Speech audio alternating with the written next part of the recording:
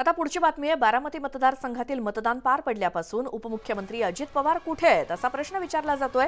पंतप्रधान नरेंद्र मोदींच्या राज्यातील बुधवारच्या दौऱ्याच्या वेळी सुद्धा अजित पवार अनुपस्थित होते। सुरुवातीच्या काही सभांना अजित पवार उपस्थित होते, मात्र बुधवारी दिंडोरीमध्ये झालेल्या सभेला राष्ट्रवादीच्या वतीने छगन भुजबळ आणि कल्याणमध्ये सुनील तटकरे उपस्थित होते, पण अजित पवार कुठे दिसले नाहीत।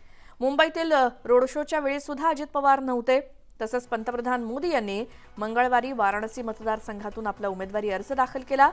त्यावेळी एनडीएच्या घटक पक्षांचे नेते उपस्थित होते, मात्र या ठिकाणी सुद्धा अजित पवार काही फिरकले नाहीत।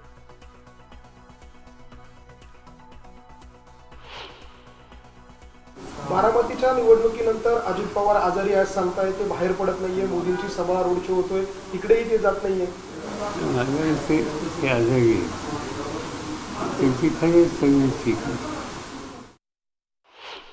या संदर्भात अधिक बोलणार आहोत। राष्ट्रवादी काँग्रेसचे मुख्य प्रवक्ते अमोल मिटकरी आपल्या सोबत आहेत फोन लाईन वरती। अमोलजी, स्वागत न्यूज 18 लोकमत मध्ये। आता प्रश्न उपस्थित होतोय, बारामतीतलं मतदान झाल्यानंतर अजित पवार कुठे आहेत? पहिल्यांदा एक गोष्ट लक्षात घ्या, बारामतीचं मतदान झाल्याबरोबर अजितदादा शिरूर लोकसभेमध्ये गेले होते आणि शिरूर लोकसभेच्या सर्व संवाददातांनी तितक्याच ताकदीने केल्या। त्यानंतर परळीला आपल्या बीडला गेले, बीड नंतर आणखी ज्या ज्या ठिकाणी राष्ट्रवादीचे उमेदवार आहेत त्या त्या ठिकाणी गेले। शेवटच्या चाकणच्या सभेला, पावसातल्या सभेला मी स्वतः उपस्थित होतो। त्या दिवशी अंगामध्ये कणकण होती आणि भर पावसात दादा भिजले, त्याच्यामुळे ते इन्फेक्शन झालं, थ्रोट इन्फेक्शन झालं, ताप आहे आणि सगळं 4 दिवस झाले दादा। अगदी कुठे डॉक्टरांनी पण सल्ला दिलाय की कुठं मीडियात जाणं, बाहेर प्रवास करणं टाळावं। आता मानवी मर्यादा म्हणून एखादा व्यक्ती इतक्या ताकदीने सकाळी 5 पासून काम करत असेल तर शेवटी शारीरिक मर्यादा येतात ना।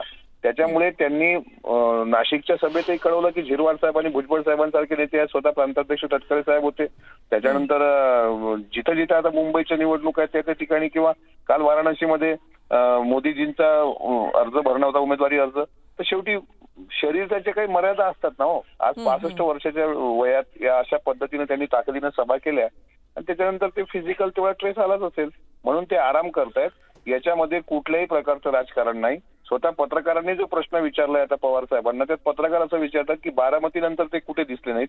तो प्रश्न चुकीचा आहे। बारामतीची निवडणूक संपल्याबरोबर पहिली सभा संध्याकाळची दादाची शिरूर लोकसभेमध्ये होती, वाटल्यास तुम्ही रेकॉर्ड चेक करा।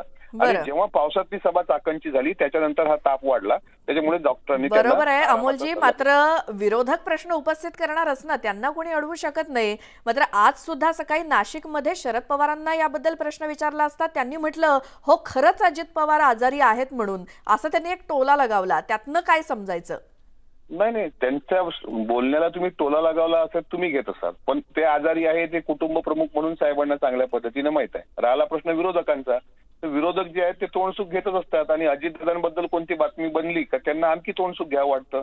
शेवटी मानवी मर्यादा असतात ना, काही ना काही प्रत्येकाला मानवी मर्यादा असतात। त्याच्यामुळे डॉक्टरांनी जो सल्ला दिला शेवटी सर्व सलामत तो पगडी 50 ना। आणि याचा अर्थ वेगळा जर कोणी काढत असेल की दादा अनुपस्थित नाही आहे, याचं वेगळं काही कारण आहे, तर 4 जून नंतर तुम्हाला दिसेल। बरं, मग अजूनही काही मोदींच्या सभा बाकी आहेत, काही रोड शो असतील, जे काही प्रचार असतील। बरं, मग अजित पवार आम्हाला बॅक इन ऍक्शन कधी दिसणार? मोदींच्या पुढच्या सभेत दिसणार?